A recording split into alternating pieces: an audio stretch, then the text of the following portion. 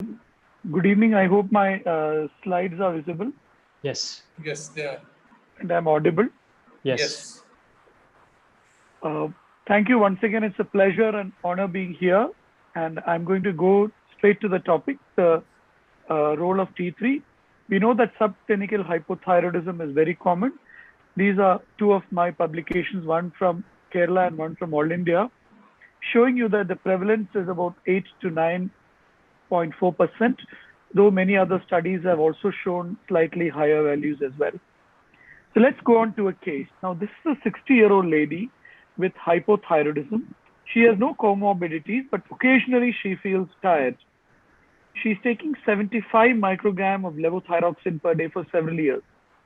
You can see the T3 is 44, so it's below normal. The T4 is 9, and the TSH is 4.2. Now, continuing with the story, because she occasionally feels tired, the doctor had given her uh, T3 tablets also. So leothyronin 25 microgram BD was given. You can see the T3 going up from 44 to 144. The T4 is from 9 to 9.2, but see the TSH. It has really come down from from 4.2 to 0.0001.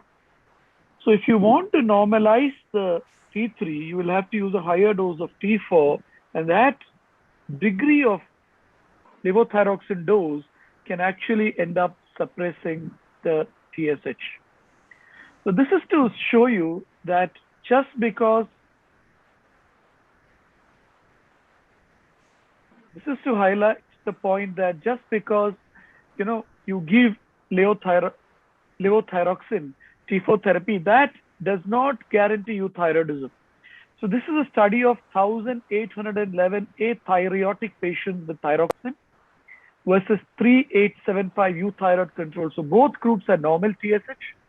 But see the patients who have been given thyroxine. Among the patients who have been given thyroxine, the patients who were given thyroxine had a higher free T4, a lower free T3, and a lower free T3 to free T4 ratio. Again, showing you that patients having given thyroxine as levothyroxine have 20% do not maintain the free T4 and free T3 in the normal range. And also, this might reflect the peripheral inadequate conversion of T4 to T3 and compensate for missing T3 secretion. And this is to again show you the data in a different format. You will see that as the thyroxine dosage goes up, you will see that the free T3 to free T4 ratio is going down. And you will see that the proportion of people with a low free T3 ratio, free T3 to free T4 ratio is going up. So showing you that the more you give T4, T4 itself can block the deiodinase and suppress the conversion of T4 to T3, and the free T3 to T4 ratio keeps going down. Many people believe that this reduction in free T3, this inability to normalize free T3 or the inability to normalize the free T3, free T4 ratio is one of the reasons why people, despite normalizing TSH, they still have hypothyroid symptoms. But another issue is that if you look at the deiodinase ubiquination and stability, the pituitary deiodinase may be quite stable, which means if you give lots of thyroxine, that gets converted to T3 in the pituitary, and the pituitary thinks there is enough T4, and therefore keeps the TSH normal. But in the periphery, the deiodinase may be unstable, and this means that in the periphery, the conversion of T4 to T3 does not take place, so there is tissue hypothyroidism. I'll come back to this point in a minute. That brings us to the question, why do we need T3? T3 comes from T4. T3 also comes directly from the thyroid gland. And if you look at the thyroid tablet, the little thyroxine tablet that you give, that's giving only T4. But the human body, it gives T4, which gets converted to T3. It gives thyroid gland, makes T3 directly. And the peripheral conversion of T4 to T3 isn't great. So you have a high T4 to T3 ratio, or if you want to look at the other way, a low T3 to T4 ratio. So Some people are not good with T4. This is well known because they have a defect in deiodinase, and there is a threonine at position 92 to alanine substitution, and 16% of population may have a deiodinase 2 gene defect. That means though you are giving levothyroxine, that levothyroxine isn't getting converted to T3, and that may mean the body is deficient in T3. And it's shown that these people who cannot convert T4 to T3 have worse baseline general health questionnaire scores, and also they have enhanced better response to combination of T4 and T3 therapy clinically, but this did not reflect their serum T3, T4, and TSH level. So just to give you the height, I showed the slide earlier, but now I'm embellishing the slide with some numbers. So I showed you that the pituitary deiodinase is stable. So the T4 tablet that you give gets converted to T3 in the pituitary, and you can get good TSH levels. But despite that, because the peripheral deiodinase is unstable, the T4 isn't getting converted to T3 in the pituitary. So if you look at tissue T3, when you have a TSH level of 0.03 to 0.3, that means if we give levothyroxine to keep the TSH between 0.03 to 0.3, only then the tissue T3 presence or activity is normal. If you suppress the TSH to below 0.03, that's when the tissue T3 is high. And if you keep the TSH above 0.3, the T3 level is low. Showing you that if you give more thyroxine, if you suppress TSH to 0.03 to 0.3, only then you get enough T3 in the tissues. But is this good? Is this bad? We'll look at it in a moment. To understand that, let's again look at where the T3 is coming from. So you can see that the thyroid gland may produce 100 micrograms of T4. Some of it is used up, some of it is pushed to produce reverse T3. But a lot of it is used to make T3. 25.5 is used to make T3, which is about 85%, and 15% of the T3 comes directly from the thyroid gland. So in the human body, we make about 30 micrograms of T3. Around 5 micrograms comes directly from the thyroid gland, and about 25 to 26 micrograms comes from the T4 pool. So which is a perfect combination of T4 to T3? Some people believe that the ratio of T4 to T3 should be kept around 14:1 because that's the ratio in humans. And that means if you give 112 micrograms of T4, you get 100 micrograms of bioavailable T4, and that bioavailable T4 gets converted to 25 micrograms of T3, plus you give 5 microgram T3 in the tablet. So 25 microgram T3 from the T4 and 5 microgram from the tablet will make sure that your body has its 30 micrograms of T3 available. So that's the rationale between giving a T4 T3 combination. Keep a ratio of 14:1. From 100 micrograms of bioavailable T4, you get 25 micrograms of T3. From the additional 5 microgram T3 in the tablet, you get another 5. So the real T3 in the tablet is only giving you a minuscule of the requirement. So that's how you get your T3 30 micrograms. But some people believe the better way is that if your patient is taking levothyroxine 100 micrograms, and if we want to convert to a T4 T3 combination, divide 100 by 17. That's equal to 6. So approximately 6.25 is T3. And to calculate the T4, it's 100 minus 6 into 3, which means about 100 minus 18, which is 82, or approximately 87.5. So roughly, if you give this amount, you get the near perfect ratio. So the T4 T3 ratio is 14:1. But I'd like to conclude by saying that T4 plus T3 is too early. It's too early to start looking at it. Many people with T4 have many people given levothyroxine have persisting symptoms. But that may be because of coexisting autoimmunity, the stress of a chronic disease, Other factors, not necessarily because of low T3.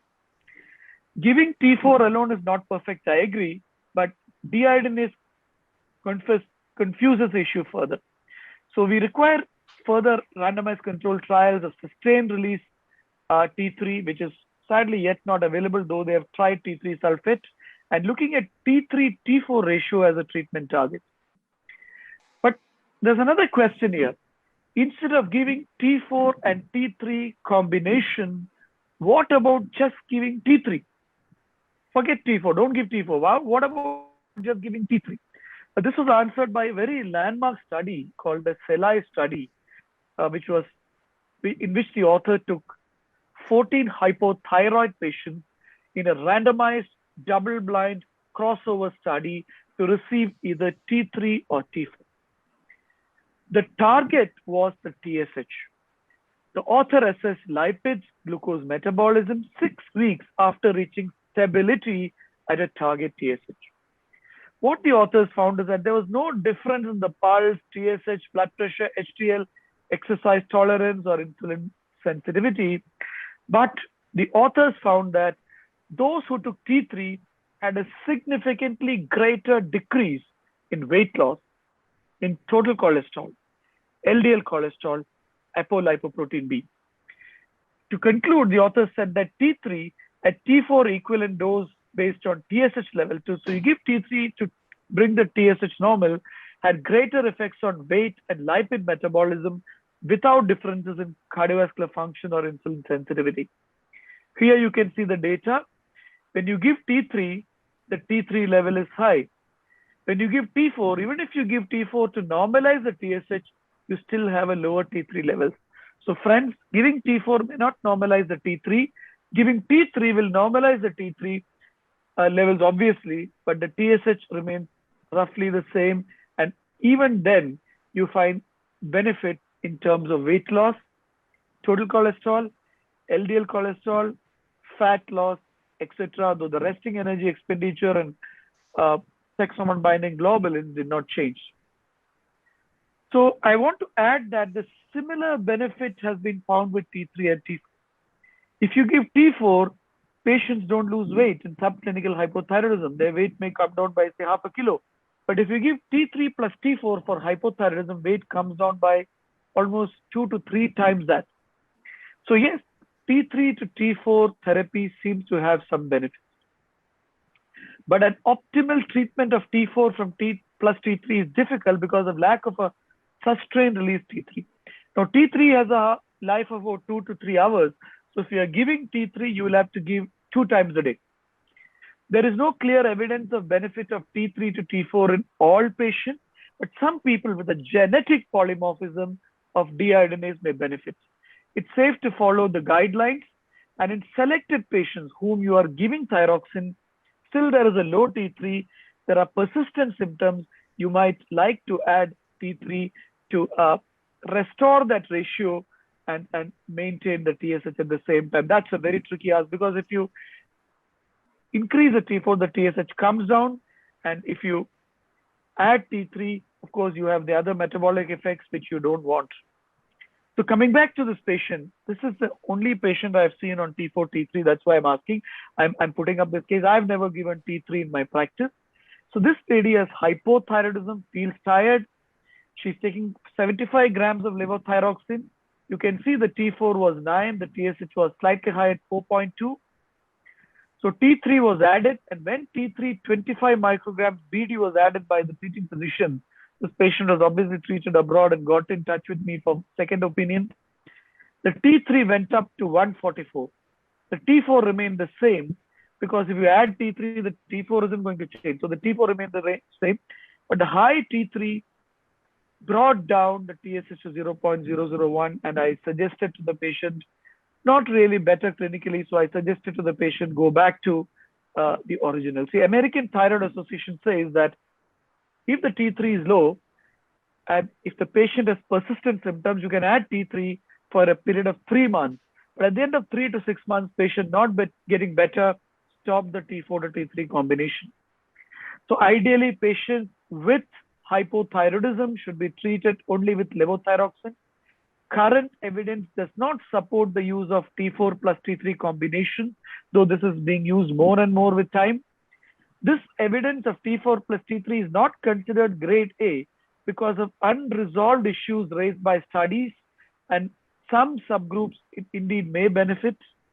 And therefore, I'd like to conclude by saying that T4 plus T3 therapy is not the rule, but the exception of the exception of the exception, where you have a low T3 patient having persistent symptoms. Future studies should look at the effect of T4 versus T3 in the correct dosing in a homogeneous set of people, maybe selected to people who have these mutations, and the target should include the T3-T4 ratio and clinical markers, and only then you can comment on it. So otherwise, it's just T4 therapy, T4 therapy, and T4 therapy. Once more, I'd like to thank the organizers for making me the convener and also giving me this exciting topic. It's a pleasure discussing this topic with you, and thank you.